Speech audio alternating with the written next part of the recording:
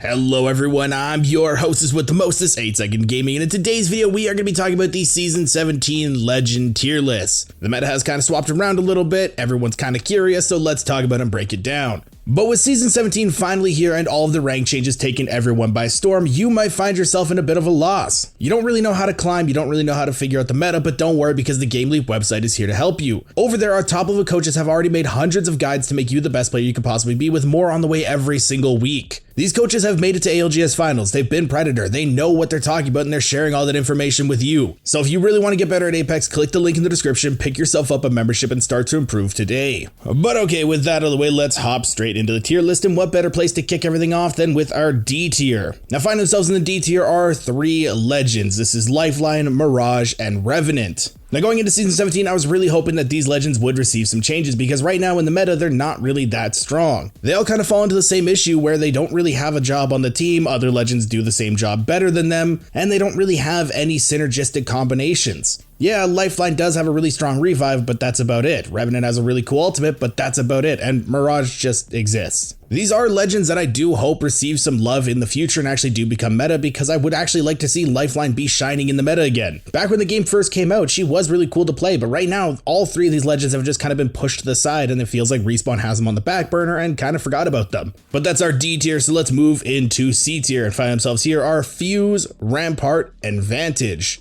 Now all three of these legends do kind of fall into the same issue. They have a specific job that they want to do on the team, but right now in the meta and how the game is really playing out, those jobs very rarely come up. Fuse wants to create chaos and make it so people can't play the same spot, but right now people don't want to do that. They want to be deathballing you, so he loses a lot of usefulness. Rampart wants to be able to set up her walls and really take advantage of the amplified damage, but again, people don't want to stand still. They're not going to let you set up those walls, or if they do, they're not going to be in the same spot forever. And I used to really like Vantage. I think she's still a very strong legend, but her usefulness has just been slipping more and more and more, and right now she's just a very niche pick. And with all the other legends getting better and better, I cannot justify putting her any higher. Some of the people that have watched my past tier list would know I do like Vantage, but right now, I think she's C tier. Moving forward though, let's talk about our B tier legends. Find themselves here are Ashe, Gibraltar, Octane, and Valkyrie. Now Ashe was really the only legend to receive some nerfs coming into Season 17. They just kind of slowed her down a little bit when using her tether while running. It's not really a huge nerf, but Ashe wasn't the best legend to begin with anyway. She was very situational and her tether really was not that good. So hitting an ability with a nerf that wasn't fantastic to begin with just kind of doesn't seem right. Honestly, it just kind of seems like Respawn is throwing darts at a board to see who gets nerfed and who gets buffed, and it seems like Ashe was just kind of on the receiving end of the short stick there. If you can get her into the right situations, I still think she's a very strong legend. That's why I have her in B tier. Her passive's really good, her ultimate really good, and her tether can be very situational. But it's not anything higher than B tier. Moving into our next legend, let's talk about Gibraltar. Now Gibby used to be the absolute king of Apex. You had to have a Gibraltar on your team. But right now, there's still so many different counters in the meta. Crypto's becoming a little bit better. Seer's still in the meta. Mad Maggie's still really good. So if you have a Gibraltar on your team, you're gonna get countered by one of these three legends. Respawn is also phasing out one of Gibraltar's strongest points, and that is poke battles. You very rarely get into poke battles with people anymore, and Gibraltar's gun shield used to be fantastic for those. But those are becoming very rare now, so he's losing a lot of his usefulness more and more and more. Just seems like a very big trend with legends being very good and now just losing more and more usefulness. Now our next legend is Octane, and for the movement gods out there, this legend is S+ tier. His stim allows you to pull off some amazing stuff. His jump pad, again, very cool. But if you're not the 0.0001% of the population that can actually properly do these movement techniques, Octane really just isn't a good choice. He has a very selfish playstyle that doesn't really work in a team game. You want to have somebody that revolves well around a team meta. He has his jump pad, but Pathfinder Zipline and Wraith Portal are just much better options right now. And the last legend in B tier is Valkyrie. Now I know a lot of people are going to be running to the comments to get very upset, but hear me out. Valkyrie's main usefulness comes from her ultimate. Being able to redeploy and get your team from point A to point B no matter the situation was very strong. But what did Respawn introduce this season? The evac towers, a mobile redeploy balloon. They took Valkyrie's big ticket play and just threw it on a survival item. Now is it as good as a Valkyrie ultimate? Not really, but it still opens up a lot of different opportunities. Valkyrie made it so that you could play a lot of different situations a little bit different. If you were on edge, you could extend fights because you weren't scared of the ring. If you wanted to play zone, you could get there before anybody else. And right now, the evac towers just do the exact same thing. Right now, you could replace Valkyrie with just somebody a little bit better like Loba and be perfectly fine still. And I do understand that Valkyrie is used a lot in pro play, but that is very different from rank play. Pros use her for a very specific reason because there's not a lot of spots to play in endgame situations and they need that Hail Mary play to give them a little bit more time to pick something out. In your rank games, you are not in the same situations. You don't need a Valkyrie ultimate. It's just a better quality of life thing. Pros, it's a little bit different. So it's not a fair comparison. This is for ranked, not pro play.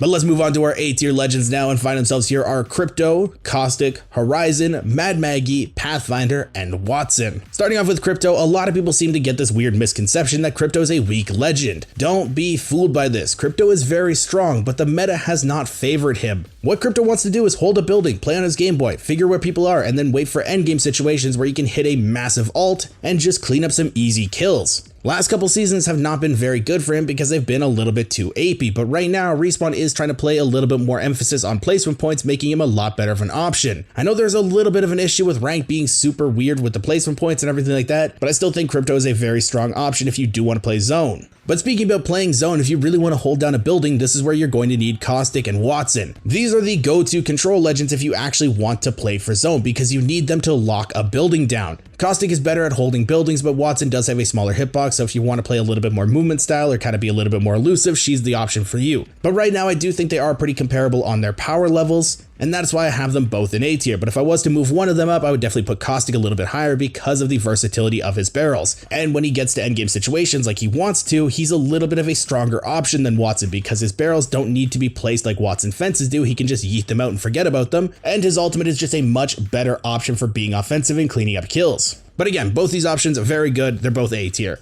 But next up we have Horizon, and she's been super flip-floppy lately. She was super strong, everybody ran her, but then she got hit by a nerf and a lot of people dropped her, but now she's really good again, but now she's really mid. It seems like she just cannot make up her mind on where she actually wants to be in the meta, but right now I think she's a very good A tier pick. She's not meta defining right now, you don't absolutely have to run her, but if you did run her and you enjoy playing her, she's a very strong pickup. Right now she's just basically the definition of an A tier legend, not overpowered, but also in a very good spot. Speaking about being in a good spot, let's talk about Mad Maggie, because Mad Maggie actually has a very soft spot in my heart. I do enjoy her. I've liked her ever since she came out when a lot of people thought she was really underpowered. But right now in the meta, she does exactly what Fuse wants to do, just a lot better because she's more offensive with it. It doesn't matter what you want to do in a fight, Mad Maggie's just going to tell you no. You want to be offensive? Cool, you're getting stunned by her Wrecking Ball. You want to go behind cover and heal? Nope, sorry, Riot Drill. You want to run away? Cool, I have faster movement speed because I got a shotgun out and I also have my Wrecking Ball to run you down. Mad Maggie is just a big no sign to you. You cannot do anything against her. The only way that you can actually stop a Mad Maggie is being a little bit more aggressive than her, and that's kind of impossible if the Mad Maggie plays correctly. Now the only reason I don't have her anything higher than A tier is because her abilities are a little bit buggy right now. The Wrecking Ball sometimes doesn't want to actually go where you throw it, it bounces off some weird things, and the Riot Drill, if it's even slightly off the terrain, it's not going to actually burn somebody. They're strong abilities, they're just a little bit weird to use right now, and that's why she's A tier. But rounding out the A tier, we got Pathfinder, and I really like Pathfinder. I think he's amazing, his abilities are strong, he opens up a lot of movement options. I definitely would love to put him higher because of all the stuff that he unlocks, but he still has his two main downfalls, that being his cooldowns and his hitbox.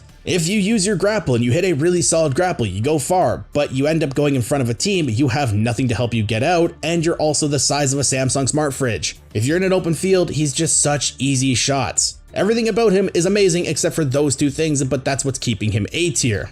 But now let's move forward into our secretly broken tier. These are more for legends that are just kind of flying under a few people's radars. And for this we have Loba and Ballistic. It still blows my mind how many people underestimate how strong Loba can be on a team comp. It doesn't matter what you want to do, she can fit into it. You want to play Edge? Cool, she's a great secondary fragger. She can take really strong off angles. She can extend fights because she can get your team heals and ammo. She's just great. And if you want to play zone, again, she's great in those situations. She can get you ammo to poke people. She can get you meds to, again, poke people. She can steal armors away. She can do so much. She's basically just a Swiss Army knife right now. And with the support class getting buffed so that no matter who's on the team, you can still craft banners, she got even stronger, and I do think a lot of people are still underestimating how good she is for a team comp, and that's why she's in the secretly broken tier. But the other legend in this tier is Ballistic, and I know some people are going to be questioning this because he's the new legend. How can he be secretly broken already? Well, it's not for the reason you may think. Ballistic as a whole is a pretty mid-tier legend. His sling, while being cool, isn't the bee's knees. It's not a meta-breaking thing. And his smart pistol bullet is not as strong as everybody was thinking it was going to be. The overheating thing really doesn't actually shut anybody down. You can still get a full magazine off when it hits you.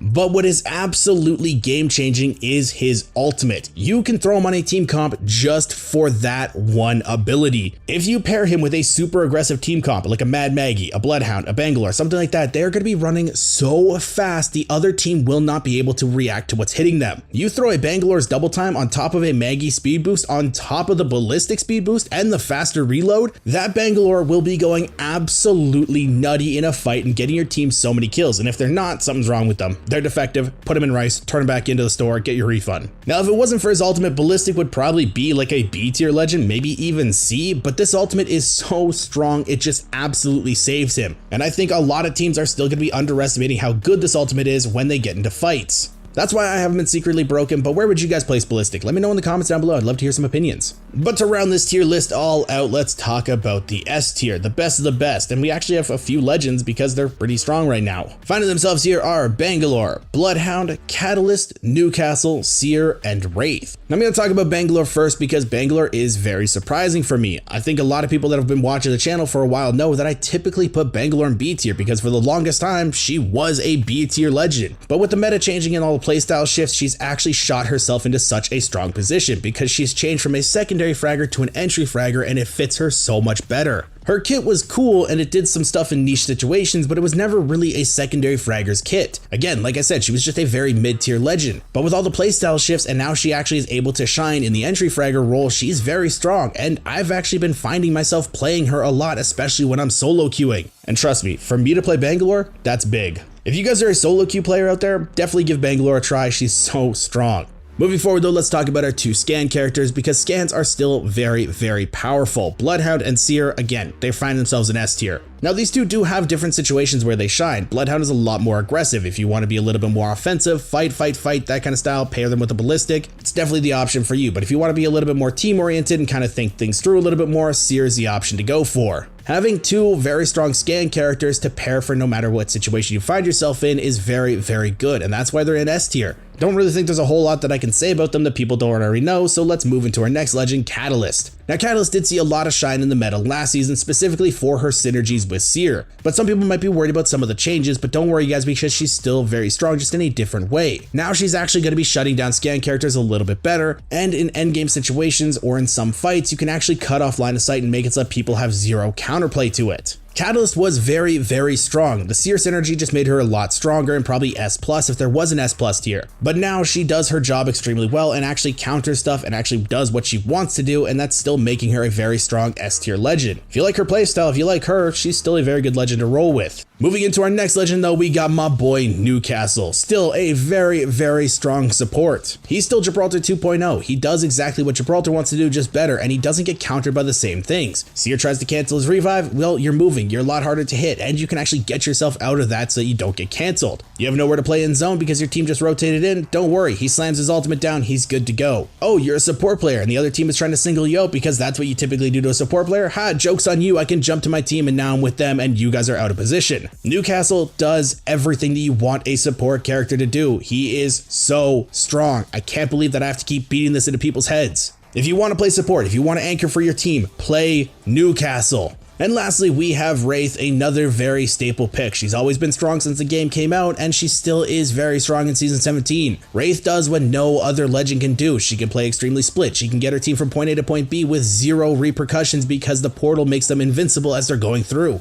You want to play an endgame building? You can. You want to play edge? You can. You want to get your team from this building to that building without a team sniping you because they have a charge rifle sitting up on a hill? You can. Wraith has always been an S tier legend. She's just the definition of one. She is the game's poster child, and until she gets hit with the nerf stick, it's going to continue to happen. But let me know if you guys would change any of these rankings in the comments down below, and if you guys want to stay up to date with the latest and greatest Apex Legends tips, tricks, and news, don't forget to smash that like and subscribe button. Thank you all for watching. Once again, I'm 8secondgaming, and I will see you guys in the next one.